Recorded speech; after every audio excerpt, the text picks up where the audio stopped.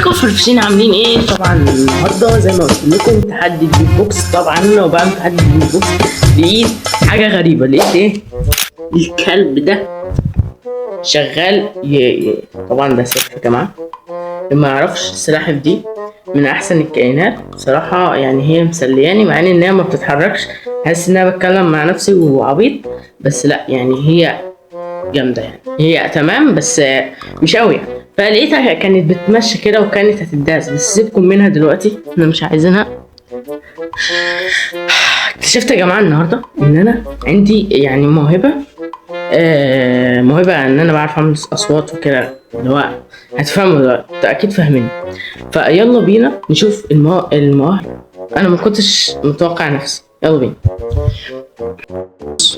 لو وحش ما تعيبوش، اعملوا لايك. لو الفيديو حلو اعملوا لايك، لو الفيديو مش حلو بقى اعملوا لايك برضه. يلا بينا. هنبدأ بصوت العربية واللي انا اتبهرت بيه فعلا. استنى اسخن بقى.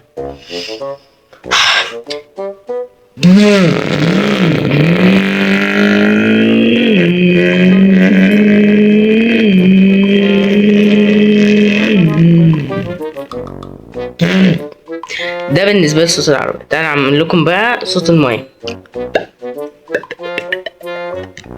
يعني هو كويس لحد ما.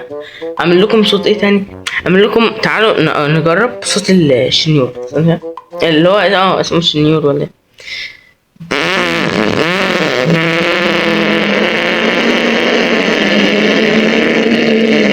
استنى.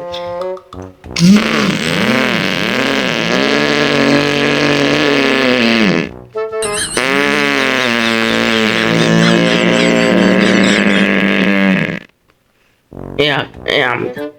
لا جامد، انا اول مره اسمع صوت الشنيور. تعالوا اعمل لكم صوت ايه. ولو يا جماعه عجبكم السلسله دي، انا اصلا هعمل اسمه ايه، هعمل يوم الاحد الساعه 7 مفاجاه زي ما قلت لكم.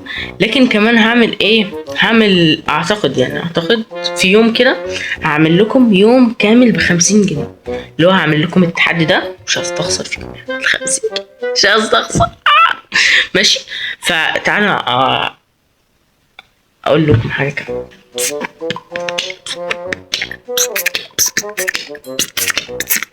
بس لا دي مش حلوه. تعالى اعمل لكم ست طياره.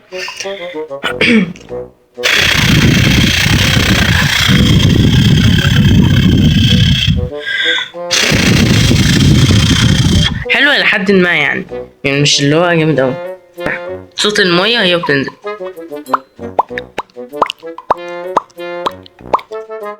دي طبعا السلحفاه، بس ايه، بس مرهقه شويه يعني، فاهمين؟ لازم نساند بعض يعني يا جماعه، لازم نساعد بعض. مش بس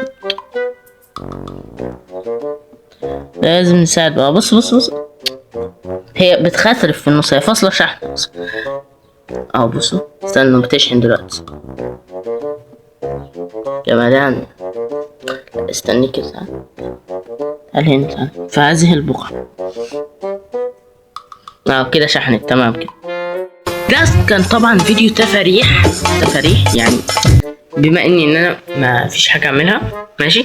فده كان فيديو تفاريح. استنوا بقى القلبان في الفيديوهات الجايه لحد الساعه 7، وبرضو فيديوهات تانية كتير.